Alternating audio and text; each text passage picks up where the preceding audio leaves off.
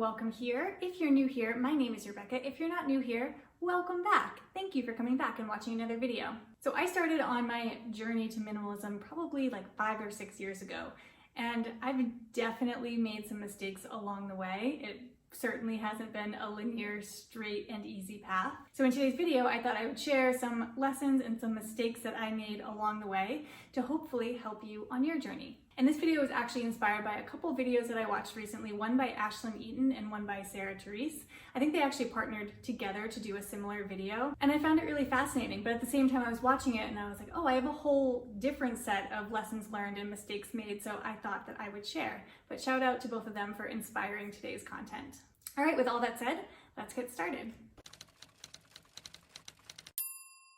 So my first minimalism mistake that I made was thinking that I needed the perfect circumstance to get started. What comes to mind is I remember starting on my minimalist journey and doing like a thing or two here or there, but knowing that there were bigger things I wanted to tackle. Specifically, my attic. The place that we used to live in a few years ago had an attic, and it was honestly just like a dumping ground. We just kept throwing stuff up there, being like, we'll deal with it later, and it accumulated a ton of stuff. And I kept thinking in my head, oh, I'll tackle that when I have like a whole week off of work and I have all this time to undertake a huge project. So I kept waiting for that circumstance to happen. But honestly, that was never gonna happen. When was I gonna have an entire week off where I was gonna choose to just declutter my attic? Like, it was honestly just an excuse. So instead, I figured out a way to tackle that big project in a way that fit into my current life. So instead of feeling like I had to do it all in one day or get it all done, I just stretched it out over multiple weeks. And yeah, that made it a little bit more difficult, and that made the rest of my house be in chaos for a little bit longer. But ultimately, I don't know that I ever would have tackled it if I just waited for that perfect time to arrive. Number 2 on the list is feeling like I had to make quick decisions. I've been under the impression that if I should keep a thing in my life, I would know immediately that I needed to keep that thing. So I felt like my decisions need to be quick, like I need to be going through things in a matter of seconds. And I really did try to do that, but it was a struggle and I didn't know why. I had read books and watched videos and listened to podcasts, and this is how everybody was doing it, or so I thought. And so when I would come across something where I felt like I couldn't make a decision, I felt like I was failing. But really my mistake was thinking that it needed to be quick. Even to this day, several years into minimalism, I still take my time with decisions. Sometimes you come across an item and you're like, this is an easy yes or no. But sometimes you have to really marinate on the decision, and that's okay. I do this when I declutter my clothes in particular because we go through both seasons of weather and seasons of life. I sometimes just want to take some time to reflect on whether or not I want to donate or sell a piece before I get rid of it. What I like to do is something called quarantine, which now has a different connotation to it that we've all had to quarantine, but regardless, it's what I've called it for several years. Essentially, I will take the clothing that I feel uncertain about and I will pack it away. And I'll put it away for a month, even maybe 2 months, and I'll wait for one of two things to happen. Either I want to wear it or I miss it. If one of those two things comes up for me, I'll take it out of quarantine. If a couple months goes by and neither of those things kind of come up for me, then I know it's probably safe to donate it. So for me, allowing myself to make slow and thoughtful decisions about decluttering has made me more successful. Number 3 on my list of minimalist mistakes is not defining my own terms. So not to like throw any shade here at all, but back at the beginning of my minimalist journey, probably back in like 2014, I read Marie Kondo's book, The Life-Changing Magic of Tidying Up. And I loved it. It in many ways kind of like sparked this whole minimalist thing inside of me. But her biggest guideline for evaluating whether or not you should keep something in your life was whether or not it sparks joy. And I think that for a lot of people, this would be a good boundary to have, right? It's really easy to pick something up and understand whether or not it sparks joy for you. And so I started to declutter with this in mind. So I'd pick everything up, be like, does it spark joy? But the problem for me was that everything sparked joy. It was too nebulous of an idea and something that was a little bit too subjective in my head, at least. I felt like I could talk myself into everything sparking joy. And on the other side of that coin, I was like, my forks don't spark joy, but I need forks. Like, this construct just isn't working for me. So I sort of had to go back to the drawing board and be like, what are my own personal boundaries I need to put on this? And if you watched other minimalist videos that I've made, you'll know that my measurement of what I keep in my life or what I bring into my life is what adds value. And this is not my own personal thing that I came up with, it came from consuming other minimalist content, but it's what resonated with me the most. And you might think that this is just sort of semantics in some cases, and it sort of is, but it's kind of like what works for your brain. So for me, just the words of adding value versus sparking joy, adding value just made a lot more sense to me. So when I'm looking at something like a fork, no, it doesn't spark any joy, but it does add value. Same thing when I'm looking at something sentimental. It's not just understanding if that thing is joyful to me, it's also, is that thing valuable to me? So whether or not you adopt adding value or sparking joy or whatever it is, I just encourage you to find or create your own terminology and your own boundaries that make sense for you. Number 4 is decluttering other people's stuff.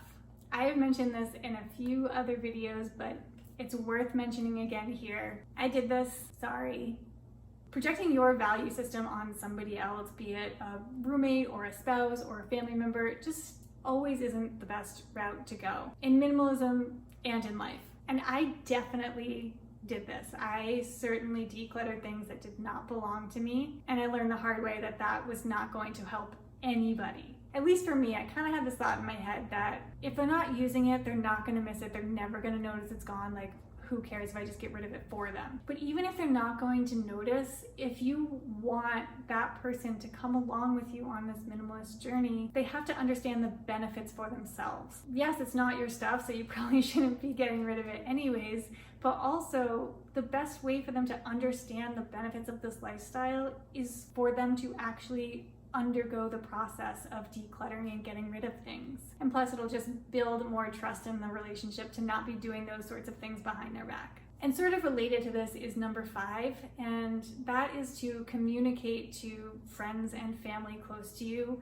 the journey that you're on. I don't think I always did a good job of explaining to others in my life what it was that I was going through and what this transformation was and why I was doing it. Because sometimes when you're doing things that feel a little not mainstream, it can almost feel like you're trying to defend your choices rather than educate other people. And so I just remained really quiet about it, and I found that that was not helpful to the overall outcome of my journey. I think if I looked at it from a place of these people are probably asking me questions because they want to know more, not because they're antagonizing my decisions. So if I had it to do over again, I would probably try to sit more firmly in the fact that people are probably coming from a place of curiosity and love and not so much of judgment. Number 6 is not taking the time to dispose of things properly. I think when anybody first comes to the lifestyle of minimalism, there is a huge purge that needs to happen that feels really overwhelming. I know that's at least where I started.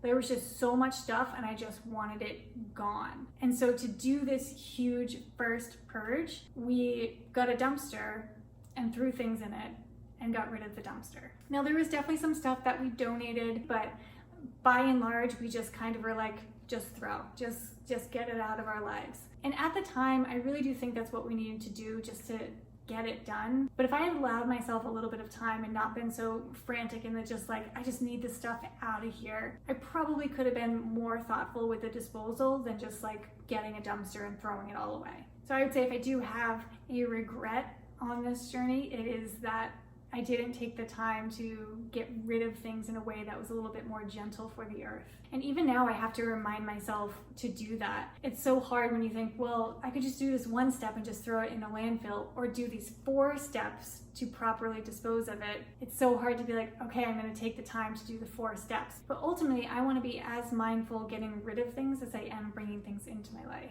All right, number 7, and the last thing on the list is thinking that I was done. I remember getting rid of like the big mountain of things that we had, and I was like, success, we did it. We conquered minimalism. Check. That's not how it works. At least that's not how it works for me. I have to choose every single day to be a minimalist. Our lives are so infiltrated with an ease of consumerism and an ease of consumption that I have to make the decision not to bring things in, and I have to make the decision to be mindful every single day. Like, this is not something that's ever going to be over for me. I'm never going to be done with it. My house is never going to be fully decluttered. And I'll continue to make mistakes, I'm sure, along this path. So my work towards minimalism is never done either. All right, that is it for the minimalist mistakes that I have made. I hope you enjoyed this video. If you did, please give it a like and subscribe down below. I would appreciate it a lot. And let me know in the comments down below, what are some mistakes that you've made along the way and along your path to minimalism? Thank you so very much for watching, and I will see you next Tuesday. Bye, everyone. Okay. Ready, set, go. Gypsy. It's tired in here. Snores. Again. How do I want to say it? Okay, that sounds lame. Okay, for real this time. Fuck, almost. No swearing. Did you want to say hi? Hey. Okay.